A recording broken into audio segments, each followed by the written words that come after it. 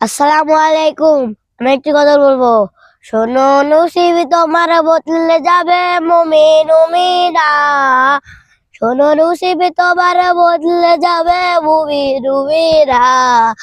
আজ বলবো আমি তিন ব্যক্তির করুণ ঘটনা। আজ বলবো আমি তিন ব্যক্তির করুণ ঘটনা। এক হঠাৎ সফরেতে যায়, রাস্তার মধ্যে ঝড় বৃষ্টি নেমে যে আসে। তারা হলো একটি গুহার ভিতর আশ্রয় নিল। তাদের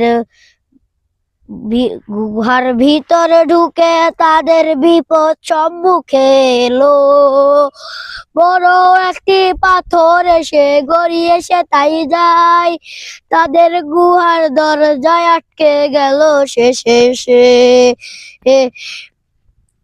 তারা তারা যেই কাজ করেছে, দাদা তারা হলো খুশি রব্বানা। আজ বলবো আমি তিন ব্যক্তির করুণ ঘটনা। আজ বলবো আমি তিন ব্যক্তির করুণ ঘটনা।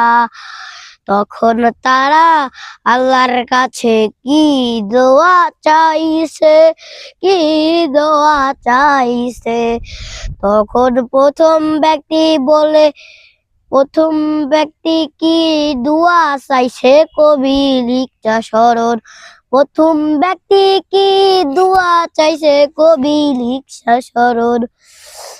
প্রথম ব্যক্তি বলে, শোনো রব্বুল আলামিন, রাখালগিরি করতাম আমি তোমার সব জানি। বরিকদের ওই দুধ পিতা মাতাকে দিতাম, সেই দুধ মাতা পিতা খায়। একদিন বাড়ি ফিরতে দেরি হয়ে যায়, তারা দেখি তারা জেগে তারা নাই। তারা হলো জেগে তারা নাই। সেই বেলা সারা রাতে দুধ দিয়ে দাঁড়িয়ে সে তাই যায়।